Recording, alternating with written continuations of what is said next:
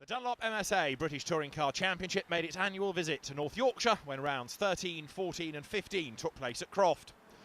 With Honda leading the championship and MG in dominant form at Alton Park last time out, it was the turn of Colin Turkington in the eBay Motors BMW to take a sensational last-gasp pole position in qualifying before getting away at the head of the pack for race one. Championship leader Matt Neal squeezed by the MG of Jason Plato before drama struck the BMW of Rob Collard as he tried to follow suit. Gordon Shedden enjoyed a good battle with Plato on the second lap before eventually making the move stick, and the two manufacturer Hondas ran in tandem in second and third until the finish.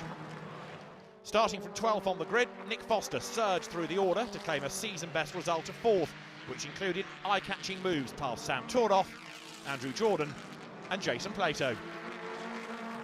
The fight for position in the lower end of the top 10 included a wild spin for Matt Jackson and a pulsating scrap which saw Michael Kane nipped by both Rob Collard and Adam Morgan in the same move on his way to taking 8th for Addison Lee Motorbase. Nobody could do anything about Turkington, however, as he secured the win by more than 9 seconds, breaking James Thompson's long-standing lap record from 2002 in the process. The second race of the day saw Turkington take another victory in a weather-affected contest. Dark clouds gathered around the North Yorkshire track ahead of the race, throwing the team's tyre choices into doubt. A short, sharp shower just before the pit lane opened prompted the MG KX Momentum Racing team to fit wet tyres to both of its cars, while all the other front runners opted to stay on slicks. The early wet conditions saw Plato and Tordoff jump to the front of the field, but the gamble ultimately backfired as the rain stopped and the two slipped back through the field. As MG faded, it became a game of cat and mouse at the front between eventual winner Turkington and Honda Yuasa Racing's Gordon Shedden. The reigning champion eventually had to give best to the Northern Irishman, who made it 2 out of 2. It was the Jack Sears Trophy that provided arguably the most exciting action towards the end of the race, as the top 3 runners of Lee Wood, Jake Hill and David Nye were locked in a bumper-to-bumper battle for the final 5 laps. Nye held on for the final thrilling lap to secure his first ever Jack Sears Cup, while Wood's Vectra just had enough grunt to get past race 1 winner Hill's car across the line. With heavy rain now falling, there was no tyre selection issue for the day's third race. It was Dunlop wets for everybody. The reverse grid put Adam Morgan's Toyota on pole, but it was Nick Foster's BMW which splashed through the puddles into the early lead.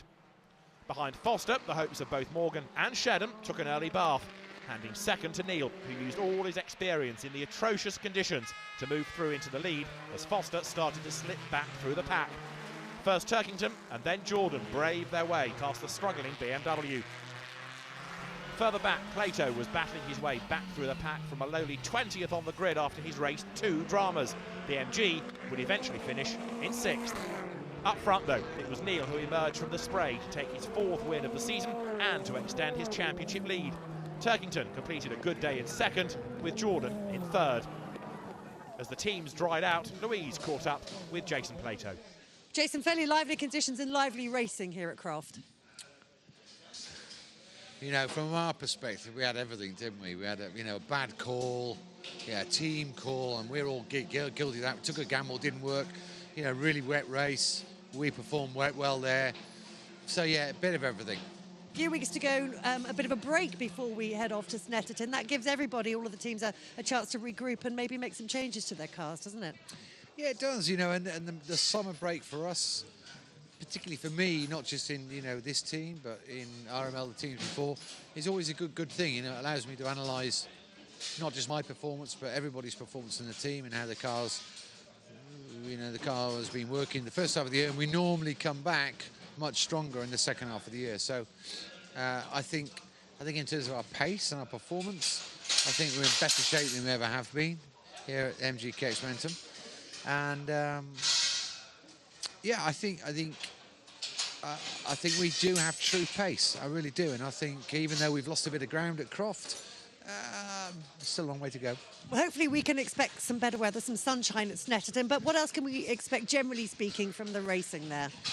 Well, based on our performance in the wet at Croft compared with last year, I'm going to be praying for rain for the rest of the year because we found a little sweet spot with the car. But let's hope for everybody's sake we have some dry races and some hot, sunny race meetings because it helps the crowds, gets everyone in the mood.